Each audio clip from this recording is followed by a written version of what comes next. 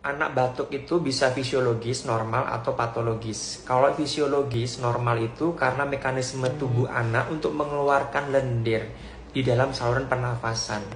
Saluran pernafasan ini normalnya memang ada lendir, tapi pada kondisi-kondisi tertentu, lendirnya ini jadi banyak. Seperti habis makan makanan yang manis, ya kan? Makan makanan permen yang terlalu banyak, manis terlalu banyak.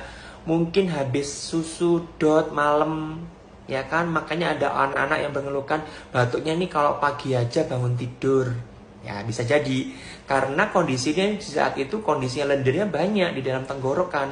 Makanya begitu dia bangun dia berusaha untuk mengeluarkan dahaknya, lendirnya. Itu adalah normal, fisiologis. Mekanisme anak untuk mengeluarkan lendir. Yang jadi masalah adalah gimana caranya supaya lendir ini tidak banyak di dalam tenggorokan. Yang pertama ya dijaga makanannya, minumannya juga dijaga, air putihnya harus banyak, biar tenggorokan ini nggak terlalu banyak lendirnya. Susunya juga gitu, susu malam itu membuat lendir banyak.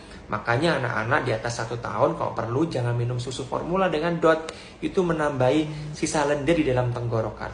Ibu bisa coba deh, malam-malam bangun minum susu terus tidur lagi. Apa yang terjadi? Pasti tenggorokan akan berlendir. Itu membuat lendirnya banyak dan kalau bangun batuk.